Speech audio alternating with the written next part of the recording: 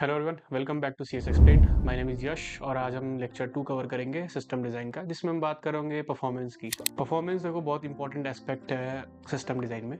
क्यों? क्योंकि performance measures बहुत इंपॉर्टेंट होते हैं। जितना भी आप कोड लिखते हो, सारी चीज़ें करते हो, उसका one of the very important aspect होता है परफॉर्मेंस मेंटेन करना। अगर आप अपने ऐप के अंदर परफॉर्मेंस नहीं मेंटेन कर पा रहे हो तो प्रॉब्लम है। वो कोड की या तो कैशिंग गलत हो रखी है या तो क्वेरी गलत हो रखी है। तो हम आज सारी चीज़ें एक्सप्लोर करेंगे कि यार परफॉर्मेंस किन चीज़ों की वजह से डाउन जा सकता है या क्या इश्यूज आ सकते हैं जो परफॉर्मेंस को हैम्पर करेंगे, और परफॉर्मेंस कैसे कैलकुलेट होता है बड़े कंपनीज में जैसे जेप्टो, जोमेटो, ये सारी कंपनीज में इतने लार्ज स्केल पे कैसे काम होता है, लोग परफॉर्मेंस मेंटेन करते हैं, क्वेरीज मेंटेन करते हैं, वो भी हम देखेंगे कुछ छोटे से लेवल पे।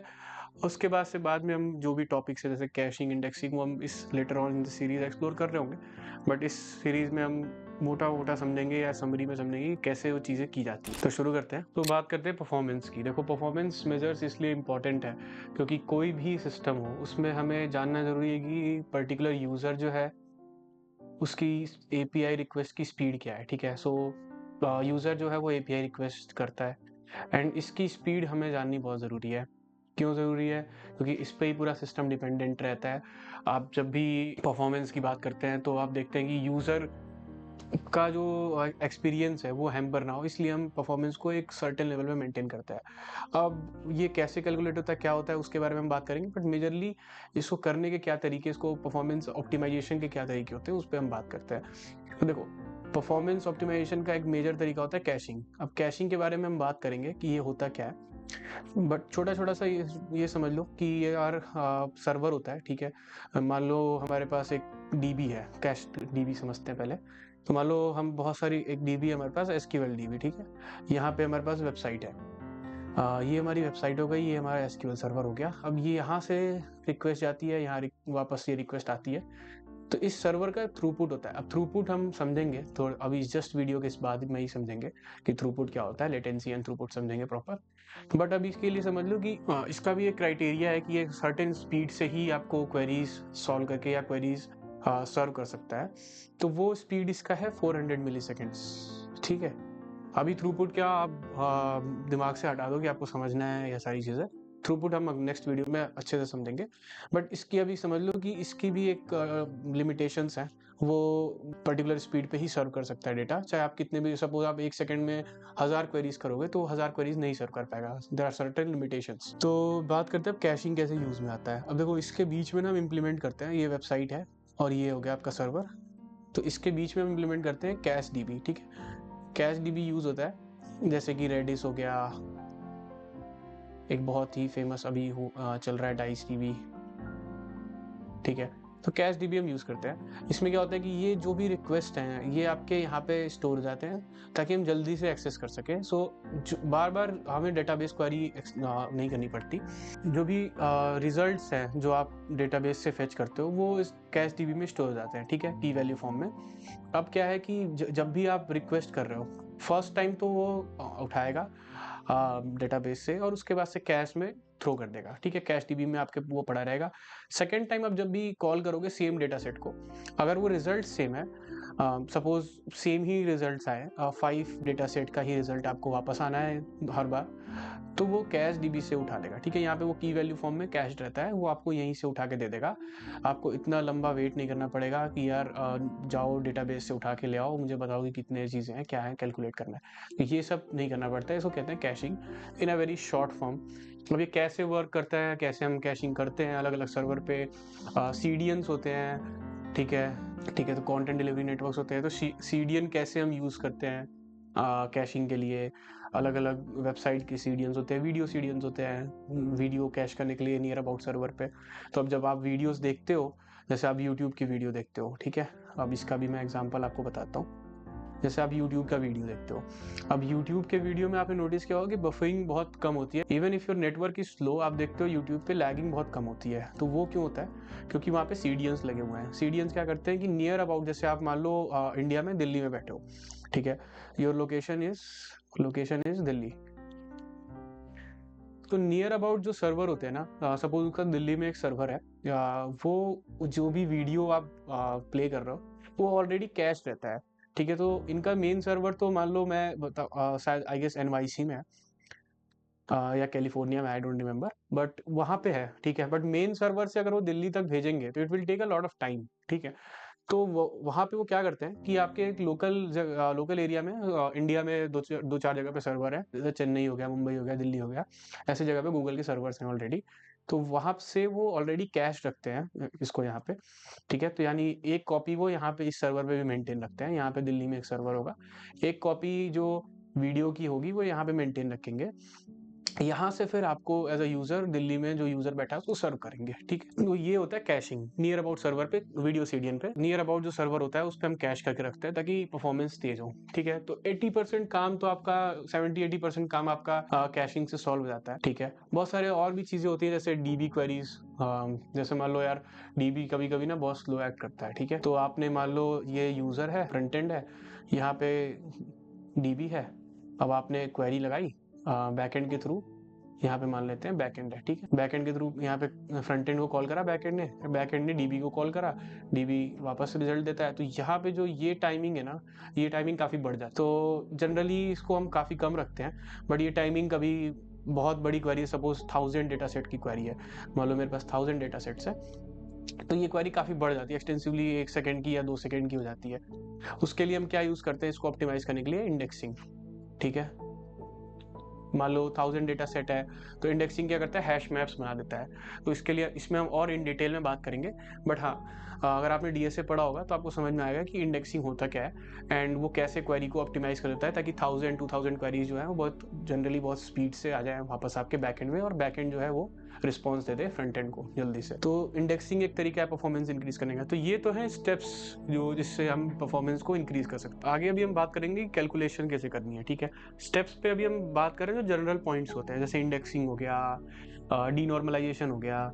डीनॉर्मलाइजेशन में भी हम और बात करेंगे जब हम डीबी के लेवल पे बात करेंगे। तो डीनॉर्मलाइजेशन हो गया, डीनॉर्मलाइजेशन हो गया, ठीक है। बहुत सारे शार्डिंग होती है, ये सब ऑप्टिमाइज, ये डीबी क्वेरी ऑप्टिमाइजेशन के तरीके हैं, ठीक है। अलग अलग नोड्स क्रिएट कर देना डीबी के। सपोज अगर आप साउथ में बैठे हो तो साउथ रीजन जो है वहाँ का डाटाबेस आपको सर्व कर रहा होगा, नॉर्थ रीजन का डाटाबेस नॉर्थ वालों को सर्व कर रहा होगा।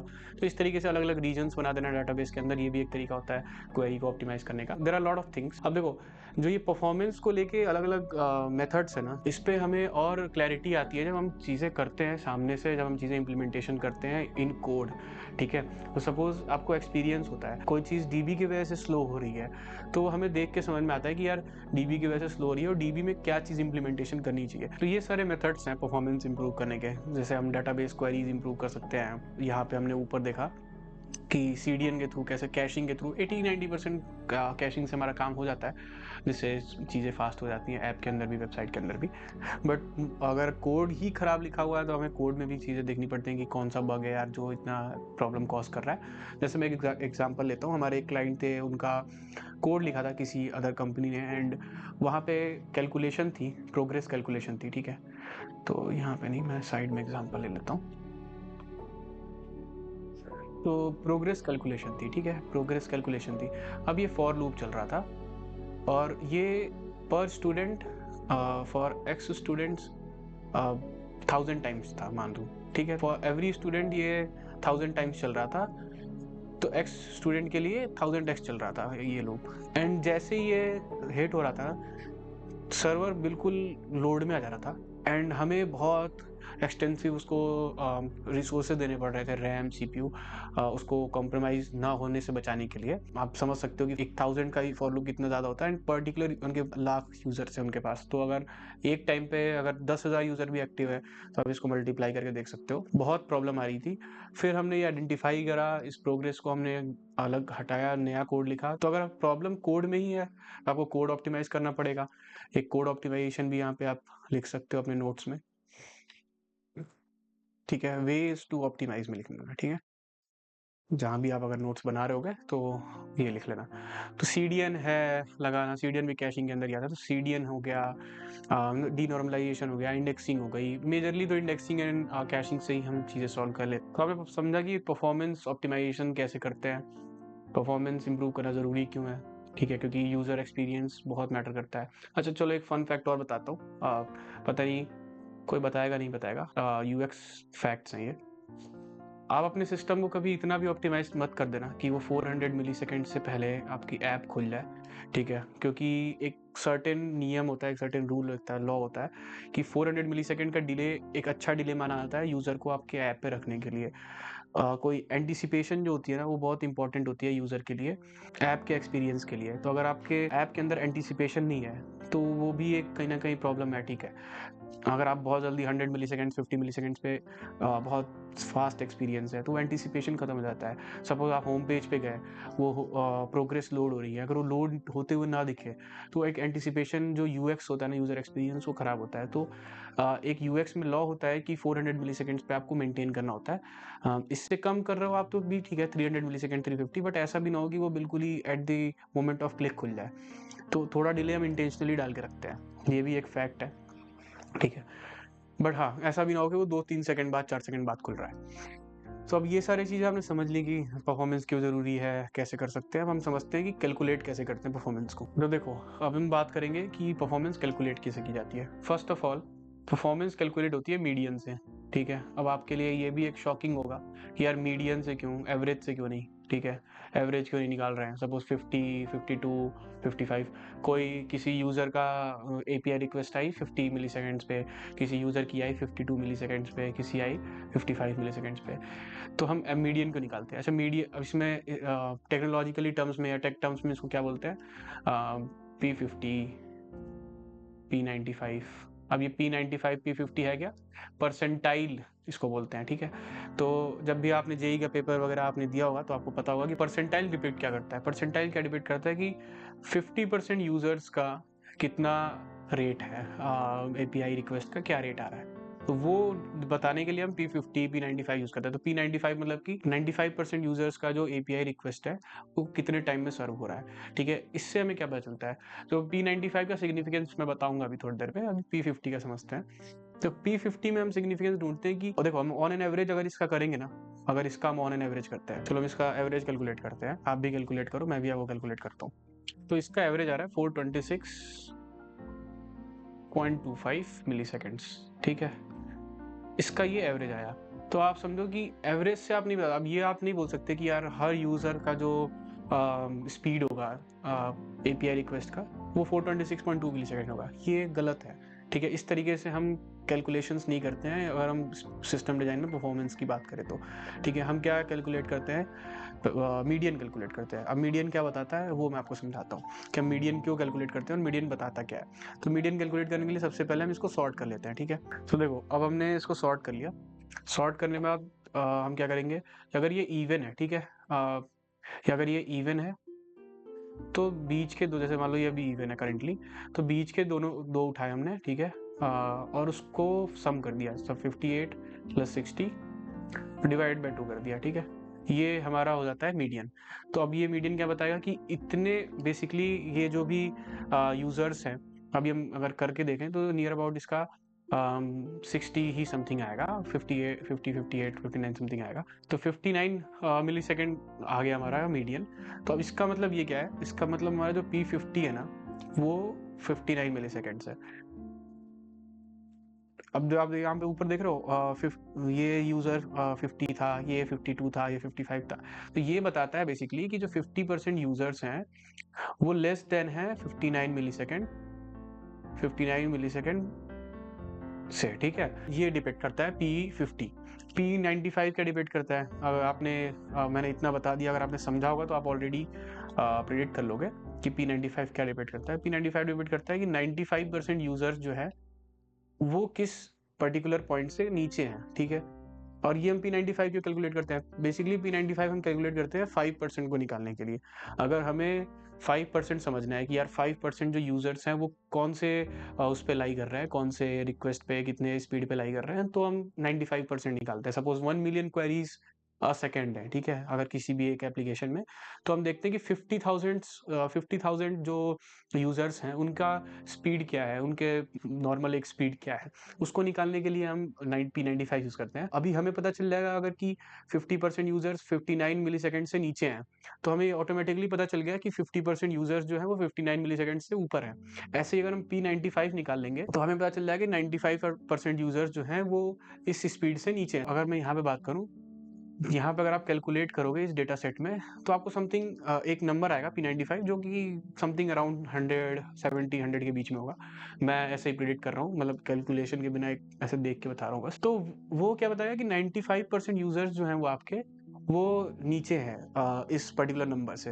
यानी कि 5% यूज़र जो हैं उस नंबर से ऊपर हैं। तो हम उन 5% पे ध्यान देते हैं और उसको सॉल्व करने की कोशिश करते हैं। तब हम P95 निकालते हैं। स्टैट, चार्ट्स वगैरह में ये सब बहुत यूज़ होता है। और अगर आपने थर्मोडायनामिक्स वगैरह पढ़ा होगा जेईई की तैयारी में, तो आप समझते होंगे क्योंकि वहाँ पे हाफ टाइम कैलकुलेट करते हैं, कभी P95 कैलकुलेट करते हैं।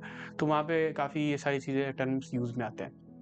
अच्छा, अब समझते हैं हम ऐसा करते क्यों हैं, ठीक है? P50 या P95 वगैरह कैलकुलेट क्यों कर रहे हैं? क्योंकि देखो, हम एवरेज इसलिए नहीं निकाल रहे। अगर आपके पास बहुत अच्छा कंप्यूटर है, सपोज़ आपके पास सुपर कंप्यूटर है, तो आप बहुत जल्दी क्वेरी कर लोगे। हो सकता है आप विदिन लाइक 2-3 मिलीसेकंड्स ही क्वेरी कर लो एंड आपके पे रिस्पॉन्स बहुत जल्दी आ जाए। आपका नेटवर्क 1 जीबीपीएस का है।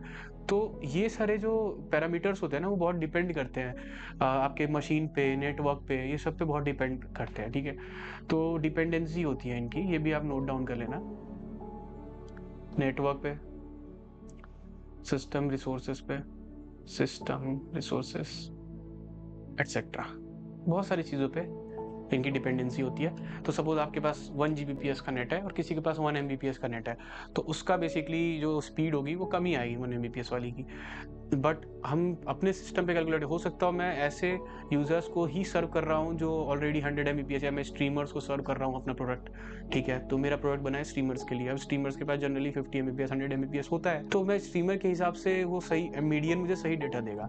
अब कोई एक बंदा आ गया 1 एमबीपीएस लेके, उसका 1000 मिलीसेकंड चला गया, ठीक है, रिस्पॉन्स टाइम। तो मुझे पता रहेगा कि यार मुझे इसके लिए काम नहीं करना है, मुझे काम करना है स्ट्रीमर्स के लिए। तो मैं P50 निकालूँगा वहाँ पे, या P95 निकालूँगा, तो मुझे समझ में आ जाएगा, वो डेटा एलिमिनेट हो जाएगा जिसके लिए मुझे काम नहीं करना, ठीक है? तो ये चीज़ बहुत ध्यान में रखनी ज़रूरी है। स्कोप जानना एक सिस्टम डिज़ाइन में बहुत ज़रूरी है कि स्कोप क्या है, ठीक है? कितना है, वो सब कुछ जानना बहुत ज़रूरी होता है कि को अप्रोच करने के लिए सिस्टम डिज़ाइन, ठीक है? तो सिस्टम लिमिटेशंस जानने ज़रूरी होते हैं, स्कोप जानना ज़रूरी होता है, सब बहुत ज़रूरी होता है। तो हमने समझा कि यार मीडियन हम क्यों कैलकुलेट करते हैं, एवरेज क्यों नहीं कैलकुलेट करते, क्योंकि average will not give you a correct data. आपका क्योंकि डिपेंडेंसी बहुत होती है नेटवर्क पे, इधर-उधर बहुत डिपेंडेंसी होती है, वो एवरेज डेटा सही नहीं आता। इससे अच्छा हम परसेंटाइल निकालते हैं, ठीक है? Percentile gives us a lot of data और बताता है कि हमारे यूज़र्स एक्चुअली में फेस क्या कर रहे हैं, उसके बारे में ट्रू इन्फॉर्मेशन जो है वो परसेंटाइल देता है, यानी कि मीडियन देता है, ठीक है? ये पूरी बात हो गई परफॉर्मेंस की। आपको पूरा मैंने समझाया कि परफॉर्मेंस यार कैसे होता है, क्यों होता है, कैसे कैलकुलेट करते हैं। अच्छा, एक चीज़ और मैंने यहाँ पे लिख के रखा था आपको अच्छे से बताने के लिए P95 और P99 के। कि देखो, P95 क्या बताता है कि स्लोवेस्ट 50,000 यूज़र्स एलिमिनेट कर देता है, ठीक है? कि स्लोवेस्ट 50,000 यूज़र्स जो हैं वो क्या फेस कर रहे हैं। या फिर P99 में अगर ये 1 मिलियन आपके क्वेरीज़ हैं पर सेकंड की, तो ये डेटा वैलिड है कि P95 स्लोएस्ट 50,000 यूज़र्स को बता देगा, P99 10,000 यूज़र्स को बता देगा। तो इसके लिए हम P95, P99 यूज़ करते हैं। काफ़ी उन्होंने जो थर्मोडायनामिक्स जिन्होंने पढ़ा होगा, उनको काफ़ी अच्छे से समझ में आ रहा होगा कि मैं क्या बोल रहा हूँ। जिन्होंने नहीं भी पढ़ा होगा, मैंने इतना विस्तार से समझाया है कि आपको ऑलरेडी समझ में आ रहा होगा कि किस तरीके से 50% का डेटा क्यों हम उठाते हैं या 95% का डेटा क्यों उठाते हैं, ठीक है?